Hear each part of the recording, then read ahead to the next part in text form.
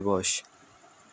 ২৬শে মার্চ বাংলাদেশের স্বাধীনতা দিবস। ১৯৭১ সালের এই দিনে বাংলাদেশ স্বাধীন হয়।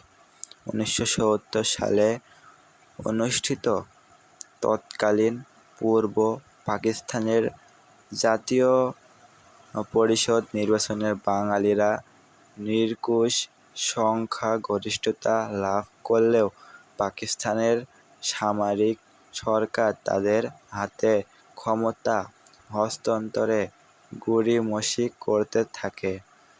এই পরিপ্রেক্ষিতে শুরু হয় আন্দোলন। এই আন্দোলনের এক পর্যায়ে স্বাধীনতা ও মুক্তির সংগ্রাম রূপ নেয়।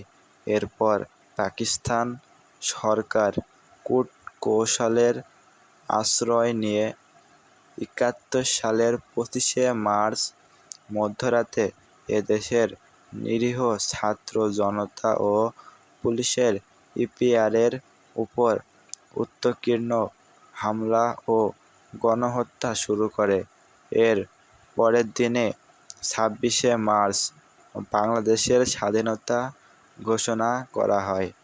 এই ঘোষণায় উজ্জীবিত হয়ে এদেশের ছাত্র, কৃষক, শ্রমিক, বাঙালি সৈনিক, ইপিআর ও পুলিশ, আনসার বাহিনীর সদস্য ও বিভিন্ন শ্রেণী পেশার মানুষ মুক্তিযুদ্ধে ঝাঁপিয়ে পড়ে।